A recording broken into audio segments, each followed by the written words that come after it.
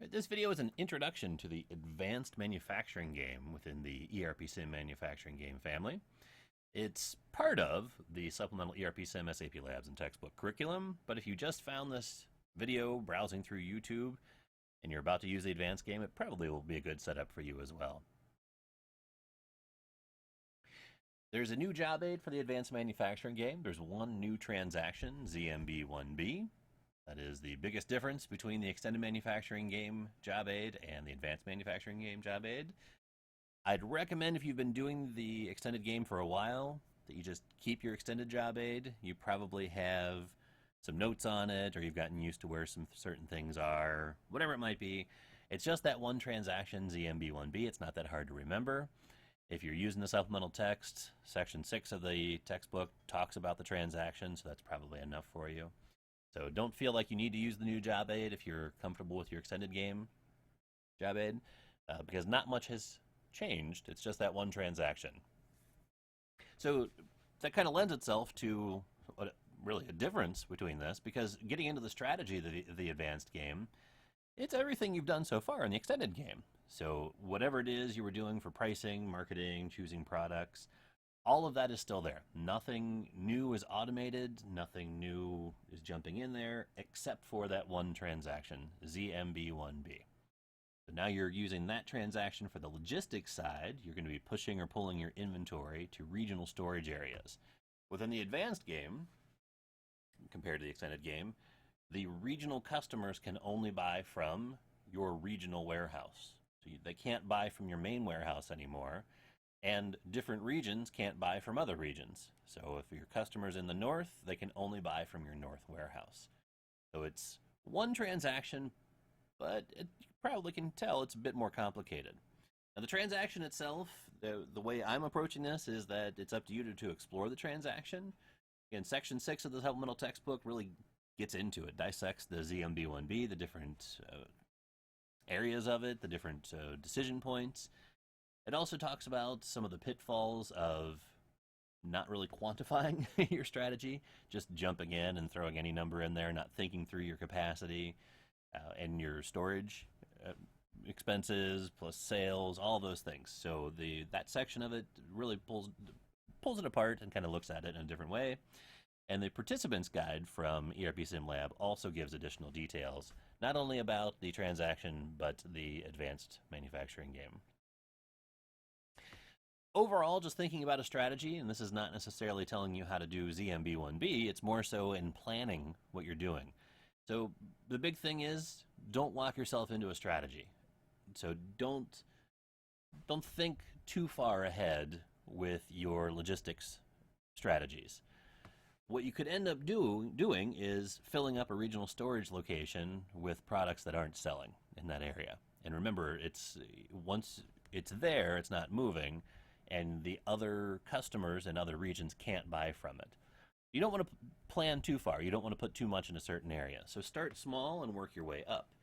So small, and again, it depends on what you're doing. It might be every day you're shipping. It might be 3, 4, 5 days between shipments. But don't plan too far ahead. Don't go 30 days ahead as far as how many you're sending to each location, or how often you're sending it, or how infrequently you're sending it.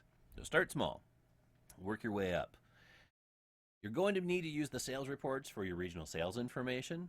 So the push-pull strategy to certain regions of each product are really going to be based on the sales reports telling you what people are buying, what people aren't buying in each area.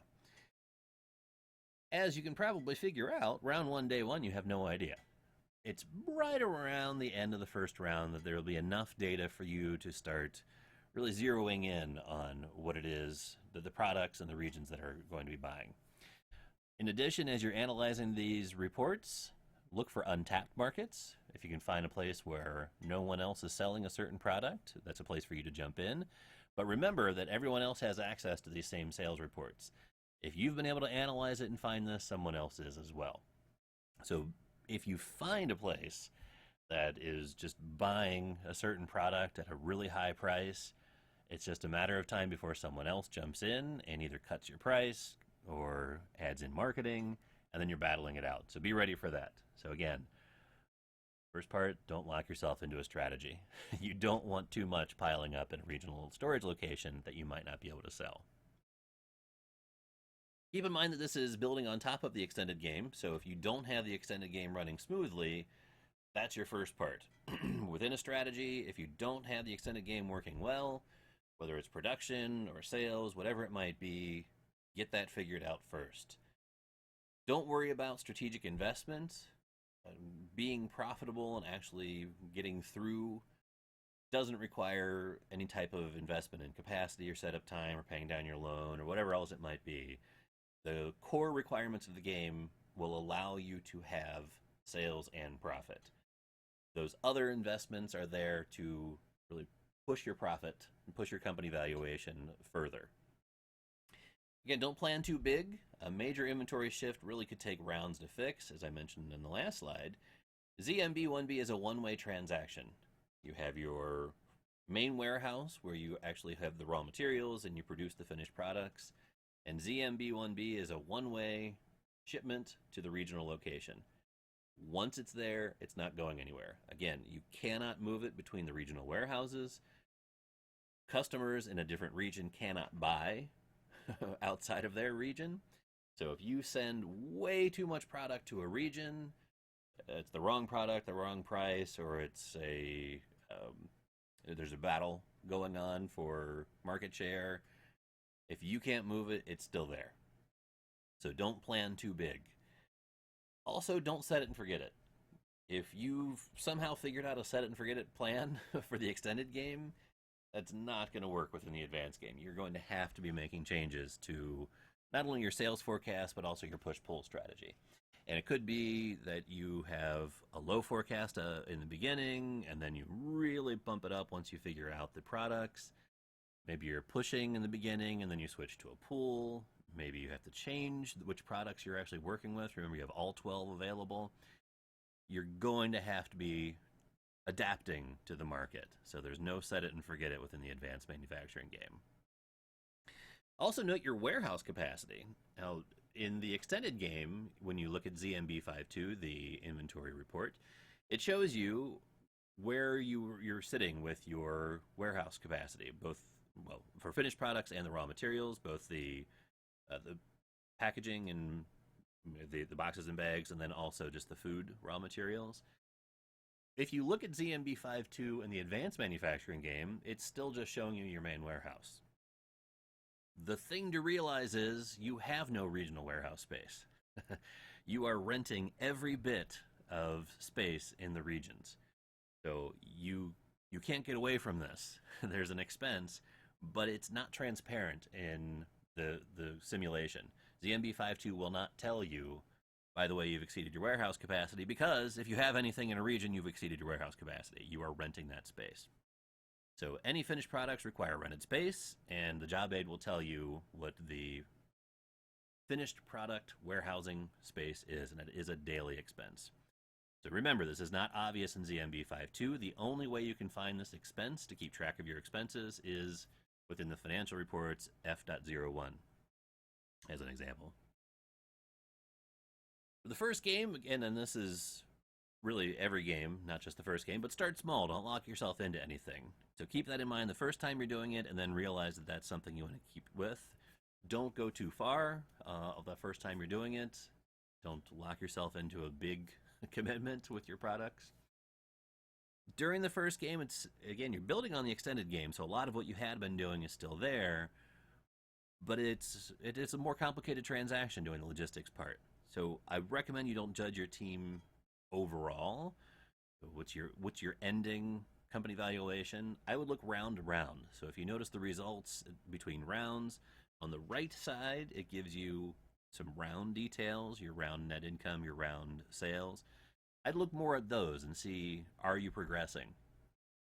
If you get to round 4 and maybe you have the highest net income of all the teams, there you go. Who cares if you're in last place overall? If you're in first place, sorted by the round, there we go. You figured it out. So again, look round to round.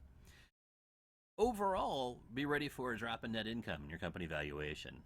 This is every semester that I've done this, going from the extended game to the advanced game. everyone's net income, everyone's company valuation drops. That's just overall it has dropped. Not because the demand has gone down, it's just this, it's one transaction but more complicated.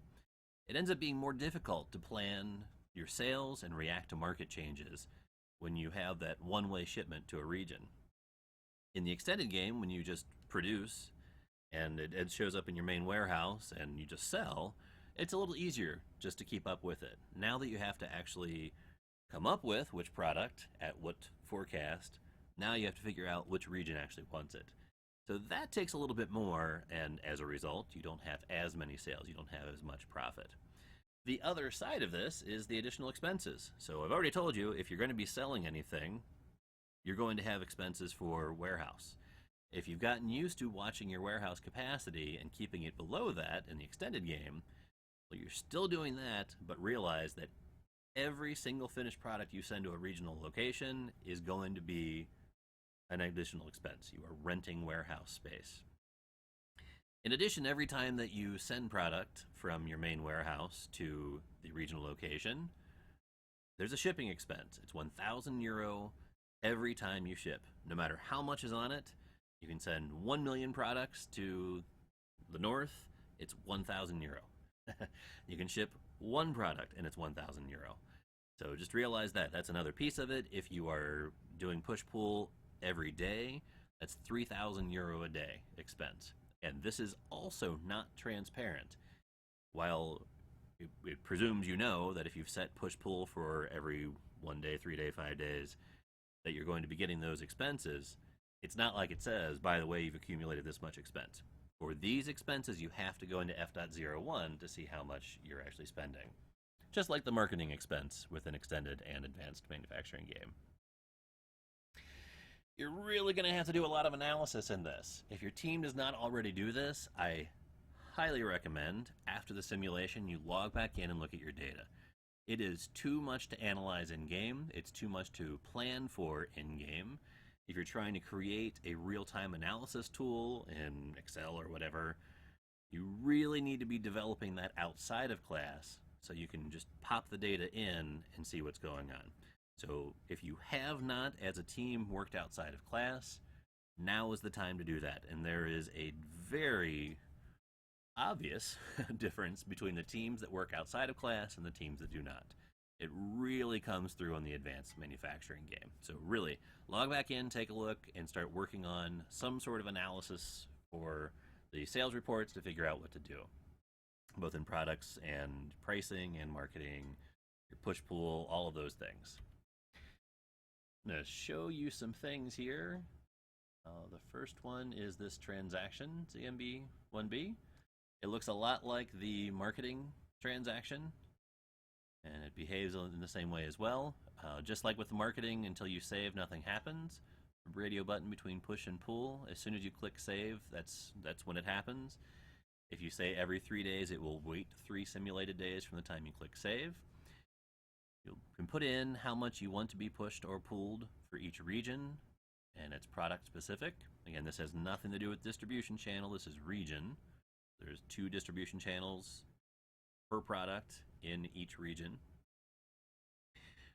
One thing to note within this, and this is why the analysis of your sales reports is important, there may be a product like the 500 gram nut muesli that in the north they love, in the south and the west they hate. They won't buy it. So you want to find that out and only send it to the areas where they're actually buying. So if you have a push strategy where you're pushing the same amount every 3 days, you don't want to keep sending the same amount to north, south, and west if only the north is buying. And if you want to reset everything, clear, and then save, this is a custom-built transaction for the simulation. This is not a native SAP transaction. Given that there aren't any safeguards, so everyone can be in ZMB1B. I recommend one person does this, and that one person should also make sure that they don't have multiple transactions open of the same thing. If you have multiple open or multiple people are working on this, whoever the last person to save is, they're the one that gets through this. Again, for details about all of this, look at the participants guide or the supplemental text. The job aid is the next item I'll show you. This is the advanced job aid. This is the new transaction, ZMB1B, that you just saw. It doesn't tell you a whole lot, so it doesn't serve a whole lot of purpose. ZMB1B is all you need to know. On the other side, it's added in the transportation cost, €1,000 from the main warehouse to the regional storage location. So potentially €3,000 every time that you push or pull. And then this is how much it costs each day. So for every every 50,000 units in the regional locations, you're spending €500 per day. So if you have one unit in the north, one unit in the south, and one unit in the west, that is €1,500 a day you're spending. Once you get past 50,000 in each regional location, again, it's going to be continually renting additional space. So for every 50,000 units, it's €500 per day. That's the job aid. The participants guide. Where'd you go? There you are. From the ERPsim Labs. Again, the supplemental textbook is a supplement to this. One of the, I really don't have issues with the ERPsim at all, but one of the things I don't really like about the participants guide, and this is probably the only thing I don't like about it, is that it assumes you're reading from page 1 to the end. When you're reading through the advanced game, it says, oh, well, this is extending the concepts from the manufacturing game and from the extended game. Well, when you're looking at the extended game, it assumes you did the intro game. And when you're looking at the advanced game, it assumes you did the intro and extended game. Within my classes, we usually don't do the intro game. So you kind of have to read the participant's guide from the intro game through to the advanced game to get a lot out of it. But anyway, just one little thing. But as you read through this, it gives you some things that are more specific about the advanced game. So here it talks about the warehouse capacity and storage cost. There's no free or prepaid storage capacity. So you are paying for it, and you look at the job aid to see how much that is, the transportation planning and shipping cost, and also gives you some information about the push-pull strategies as well. Some of this is similar to what's in the supplemental text. Read between the two, that should give you everything. As far as the analysis, which I had mentioned, you'll be looking at the different sales reports. This is the detailed sales order report, and we also want, there it is, the Z-Market report. This is after 4 rounds, and this team you can see here, this is broken down. This is all round 4 here, and this is by day, so this is all the sales in day 20. There's the area north. This is what was sold in the north. This is what was sold in the south. There was nothing sold in the west. This is the west here, so they only had one product on day 19 sold in the west. Apparently the west doesn't like their products. This is the kind of analysis that you're doing within these sales reports. If you're sending, if this is your team and you're sending lots of products to the west, well, the west really isn't buying much. It's the north and the south, and it looks like the south is a bit more than the north. This is also broken down by distribution channel. The channels 10 and 12 do the 1 kilogram, and 12 and 14 do the half kilogram. 14 only does half kilogram, and 10 only does 1 kilogram. As you can see, channel 12 only bought in the south for this company. So you don't have, when you're coming up with your marketing or ZMB1B logistics, that side of it, you don't have distribution channels to choose from. It's only the areas. But these are the kinds of things that you're looking for. So the north, distribution channel 12, they're not buying anything, at least on day 20. They're buying some things in the south. 14 didn't buy anything in the south. And again, nobody sold anything. None of the products were sold in the west.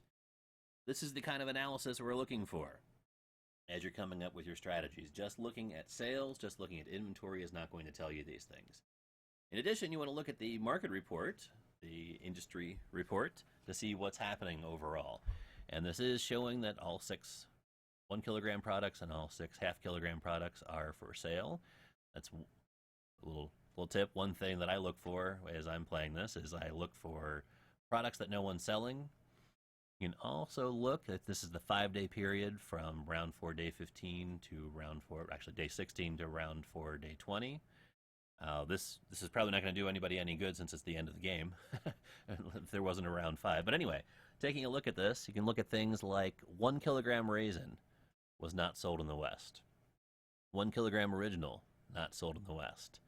1 kilogram nut, north, south, and west, but it doesn't look like the west likes it. The south likes it a lot more. The south likes the 1 kilogram nut. The south likes the 1 kilogram blueberry. These are the kinds of things you want to be looking at within these reports. The best thing you can do is come up with some sort of combination where you take the data from the detailed sales order report and the marketing report, put it into something like a spreadsheet, and however you combine the data, come up with some way of looking for so it automatically tells you. Nobody likes 1 kilogram raisin in the West. Nobody likes 1 kilogram original in the West. Stop sending it there. There's a lot of sales for 1 kilogram blueberry in the South. Those are the kinds of things that you want to be putting together. That's what you want to be working on outside of class. So when you come in to do the simulation, you're just copying and pasting this data. You can copy and paste, and it goes right into Excel. There are buttons here that do things as well. I have not found them to be as, not user-friendly, but I think Excel can do more. So if you're familiar with Excel, doing pivot tables or whatever you might be doing, VLOOKUPs, you just copy and paste and put it in Excel, you're going to get a lot more out of it. So those are the reports. I've shown you the participants guide and the job aid. That should be enough for you to get started. If you have any questions, be sure to ask your instructor.